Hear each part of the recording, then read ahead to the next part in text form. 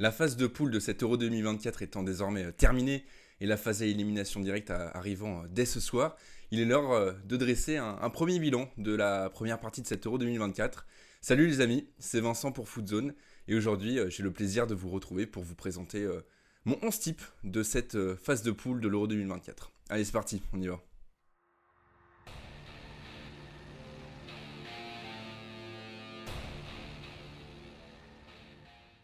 Alors, avant toute chose, je tiens à préciser que j'ai opté pour un 4-3-3 assez classique. J'ai essayé d'être le plus cohérent possible. J'ai essayé d'étudier énormément de joueurs. J'ai essayé de me remémorer un petit peu toutes les grandes performances, tous les joueurs qui sont sortis du lot, toutes les belles individualités, parce qu'il y en a eu un paquet quand même depuis le début de cet Euro 2024. Et donc, au final, ça va me donner ce que je vais vous présenter. Donc, un 4-3-3 assez classique. Et on commence directement avec le gardien de but. Et j'ai choisi Mamardashvili qui a été énorme avec la Géorgie, l'un des grands partisans de cet exploit géorgien de se qualifier pour les huitièmes de finale alors que ce n'est que le premier Euro, le premier grand tournoi majeur de ce pays, de la Géorgie. Une performance exceptionnelle, il a été fantastique. C'est simple, sur les 3 matchs, il a réalisé 20 arrêts. C'est le meilleur, évidemment, dans ce domaine-là. Et c'est surtout 7 arrêts de plus que le deuxième meilleur total de Florin Nita, le gardien roumain, qui en a réalisé 13 parades au total, c'est déjà pas mal. Mais quand on voit que le portier géorgien en a réalisé 20, c'est juste bluffant. Il a été énorme. On a une stat aussi qui est assez parlante, c'est que il a tout simplement sauvé, évité 3,6 buts au total. C'est juste énorme, c'est largement au-dessus de Mike Maignan qui est deuxième avec 2,8. Donc voilà, sa place est totalement méritée. Ensuite, en ce qui concerne, on va passer à la défense tout simplement parce que le portier géorgien ne peut pas tout faire tout seul. Il a forcément besoin d'une ligne défensive compacte, solide, fiable. Et avec les latéraux, c'est simple, j'ai choisi deux latéraux turcs qui ont été énormes. J'ai énormément aimé ce qu'ils ont proposé. Je les ai trouvés super solides. Donc c'est simple, c'est Kadioglu et Muldur. Kadioglu, lui, a créé au total 10 occasions. C'est le plus haut total de cet Euro 2024. Et quand on sait que c'est un latéral, c'est encore plus flatteur pour lui. Et Muldur, lui, il a été très très bon. Il a marqué un but exceptionnel, l'un des plus beaux buts du tournoi face à la Géorgie pour le match d'ouverture, pour le match d'ouverture de la Turquie, pardon, pour l'entrée en liste des Turcs. Franchement, je l'ai trouvé très très propre, comme en atteste cette stat, hein, 87,5% de passes réussies pour lui. Très propre, très bon techniquement, très bon offensivement, défensivement. Vraiment un latéral super complet, super fiable et les Turcs ont beaucoup de chance d'avoir une paire de latéraux de la sorte. Ensuite, en ce qui concerne les centraux, il y a un joueur qui est sorti du lot, c'est pour moi Calafiori. Il a été fantastique avec l'Italie, une des rares satisfactions transalpines. Il a été très élégant, a fait parler toutes ses qualités, notamment de projection, comme on l'a vu sur le but sauveur de l'Italie face à la Croatie. C'est lui qui se projette et qui dépasse ses fonctions de simple défenseur. Il a été vraiment super propre, très élégant. Pour moi, l'élégance, c'est le mot qui définit Calafiori. Après, avec évidemment sa coiffure, ça nous fait penser un petit peu à Maldini, mais super phase de poule qu'il nous a faite. Et j'ai décidé de l'accompagner d'Akanji, qui a été monstrueux avec la Suisse. On a notamment vu faire un match fantastique face à l'Allemagne, très très solide. Et ça confirme que depuis qu'il est arrivé à Manchester City, c'est un super défenseur, un défenseur de classe mondiale, très fiable. Et on peut largement compter sur lui. Et il ne vole pas sa place.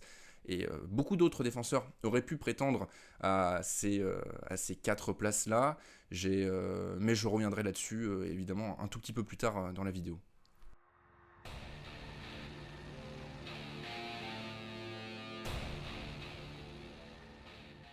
Désormais, concernant l'entrejeu, j'ai directement opté pour N'Golo Kanté, qui a été énorme, l'inépuisable, l'inoxydable N'Golo Kanté.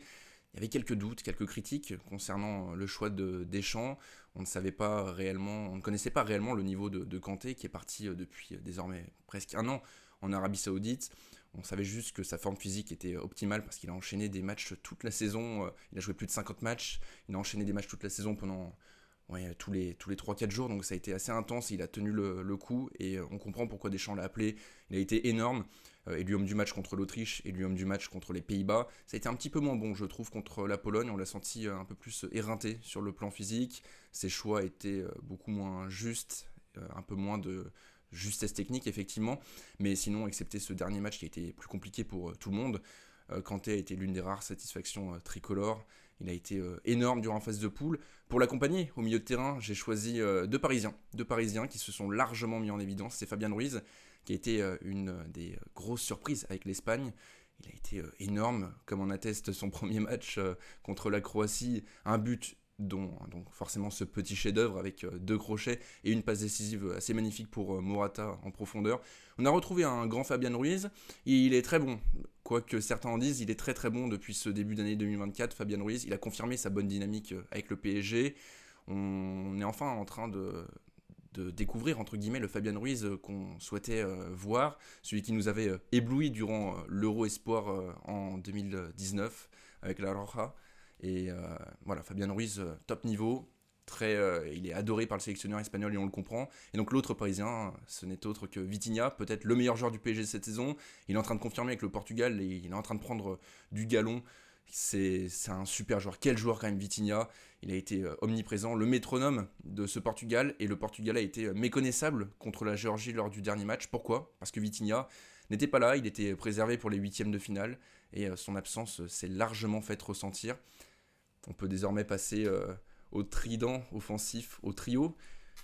J'ai choisi. Ça a été assez compliqué. Le choix a été super compliqué. Il y a eu énormément de joueurs qui se sont démarqués quand même. J'ai hésité à mettre les deux ailiers espagnols. Finalement, j'ai opté pour un seul, Lamine Yamal, 16 ans.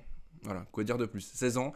Qu'est-ce que vous faisiez, vous, à 16 ans ? Moi, en tout cas, j'étais pas sur un terrain de foot en train de jouer l'Euro, mais lui, il joue sans complexe. Il est phénoménal. Et c'est un crack, on ne peut pas le définir autrement, un crack absolu, un joueur différent. Il est fantastique avec ses dribbles toujours aussi déroutants, sa technique incroyable. Et surtout, on a l'impression qu'il est déjà très mature alors qu'il vient de boucler seulement sa première saison en pro, c'est phénoménal. Et il a fait une belle passe décisive contre la Croatie. On attend désormais qu'il marque son premier but et qu'il soit peut-être un tout petit peu plus décisif, mais en tout cas, Lamine Yamal, c'est très très fort. De l'autre côté, son pendant à gauche, c'est Musiala. Je voulais le mettre au départ dans un 4-2-3-1 en tant que 10, mais c'était compliqué. Je voulais quand même mettre 3 milieux de terrain, donc 3 milieux centraux, 3 milieux relayeurs. Donc c'est pour ça que j'ai choisi de mettre Musiala à gauche, au profit de Nico Williams, que j'aurais aimé aussi voir dans ce 11 type. Mais voilà, Musiala, il a été énorme avec l'Allemagne, peut-être le meilleur joueur de l'Allemagne avec Toni Kroos, et 2 buts. Un petit bijou pour lancer son euro, notamment face à l'Écosse. Mais du grand Musiala, toujours aussi déroutant avec ses dribbles. Et enfin, en ce qui concerne l'attaquant de pointe, ça c'est une surprise pour personne, je pense, c'est Georges Mikotadze, le natif de Lyon, l'attaquant du FC Metz, qui est sur sa lancée de sa deuxième partie de saison exceptionnelle avec les Messins. Il a été vraiment au top, Mikotadze, meilleur buteur de cet Euro 2024, 3 buts. 2 pénaltys superbement transformés et un très très joli but pour son premier match face à la Turquie. Vraiment un sacré attaquant. L'équipe qui va aller le chercher au FC Metz durant ce mercato va faire le coup du siècle, j'ai envie de dire, parce qu'il est tellement complet. C'est un neuf comme je les aime, tout simplement. Un neuf qui sent parfaitement le jeu, qui sait décrocher, qui sait jouer avec ballon, sans ballon. Il est ultra complet. Franchement, quel joueur! Et surtout être meilleur buteur de l'Euro quand on joue dans un pays comme la Géorgie qui n'avait jamais participé à une telle compétition, c'est juste phénoménal et il faut louer ça.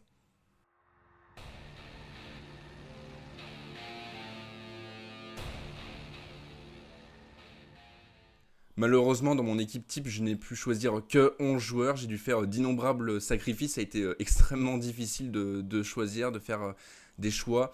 Mais c'est pour ça que ça me tient à cœur de vous faire part de quelques mentions honorables, de mettre donc en lumière quelques joueurs qui ont brillé, qui ont livré des performances extrêmement solides, extrêmement intéressantes, voire même étincelantes durant cette phase de poule. Je me suis fait une petite liste et donc je vais vous la lire. Donc déjà, au niveau des gardiens de but, on a Donnarumma qui a été monstrueux avec l'Italie, notamment face à la Croatie, et Florin Nita qui a été excellent avec la Roumanie, le vétéran roumain qui a joué un grand rôle dans ce beau parcours de la Roumanie qu'on n'attendait pas en huitième de finale très honnêtement. Ensuite au niveau des défenseurs on a Biol, le Slovène de l'Udinese qui a été vraiment très très solide et ça explique la sacrée solidité défensive de cette équipe de Slovénie. On a aussi Marco Cucurella qui est complètement différent du joueur qu'il est à Chelsea. Lorsqu'il enfile le maillot de la Roja, il est excellent, il est vraiment transcendé, j'ai envie de dire. Et ensuite, j'ai envie de parler de Nuno Mendes qui, on sent qu'il commence à retrouver des sensations. Il a été blessé pendant plus d'un an au PSG. Et là, voilà, il monte en puissance et ça fait plaisir de le revoir petit à petit retrouver quelques belles sensations de la sorte. Ensuite, dans l'entrejeu, on a Granit Xhaka qui est un vrai leader et qui confirme sa superbe saison, sa saison grandiose avec le Bayer Leverkusen. J'ai envie de parler évidemment de Toni Kroos, le patron de la Mannschaft, le meilleur joueur de cette sélection allemande avec Musiala. On a aussi Kevin De Bruyne qui, même s'il n'a pas été très inspiré lors du premier match, s'est bien repris par la suite.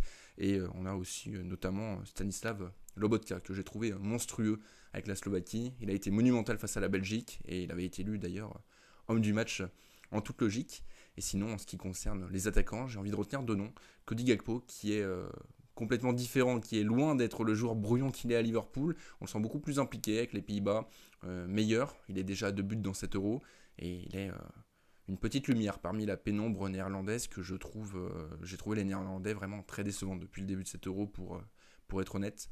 Et enfin, le dernier attaquant dont j'ai envie de parler, c'est Nico Williams qui a été excellent, vraiment super fort, déroutant, flamboyant. On peut employer tous les qualificatifs qu'on veut pour décrire sa prestation face à l'Italie. On attend désormais peut-être qu'il soit un tout petit peu plus décisif, mais quel joueur quand même il est en train de s'imposer comme un taulier de la Roja.